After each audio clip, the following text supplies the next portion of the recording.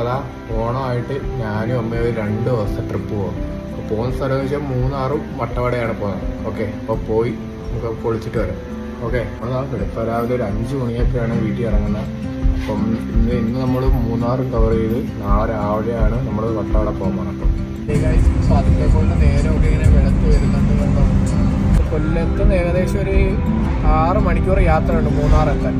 അപ്പോൾ അതൊക്കെ കൊണ്ട് നേരമൊക്കെ നല്ല രീതിയിൽ വെളുത്ത് വന്നു. പക്ഷെ ചെറിയ മഴക്കോളുണ്ട് കേട്ടോ. നമ്മളിപ്പം പത്തനംതിട്ട റാന്നി ആയതേ ഉള്ളൂ, പക്ഷെ ഇവിടെയും നല്ല കോടയും കാര്യങ്ങളൊക്കെ ഉണ്ട് ഗൈസ്.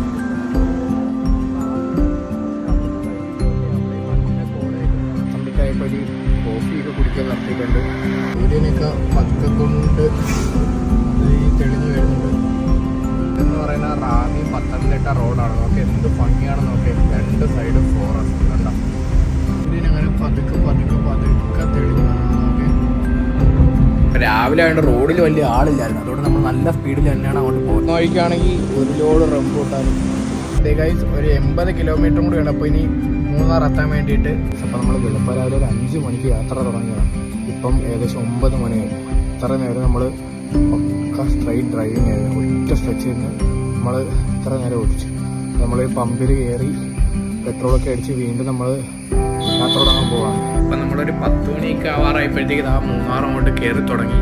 നമ്മളൊരു ഹൈ റേഞ്ചിലോട്ട് കയറിക്കൊണ്ടിരിക്കുകയാണ്. ഇപ്പം നമ്മൾ രാവിലെ ആയതുകൊണ്ട് നല്ല രീതിയിൽ കോട ഇറങ്ങിയിട്ടുണ്ടായിരുന്നു. അപ്പം നല്ല തണുപ്പും ഉണ്ടായിരുന്നു ഗൈസ്. അപ്പം നമ്മളിപ്പം പൊയ്ക്കൊണ്ടിരിക്കുന്നതെന്ന് വെച്ചാൽ എലിഫൻറ്റ് ക്രോസിംഗ് ഏരിയയിൽ കൂടെയാണ്.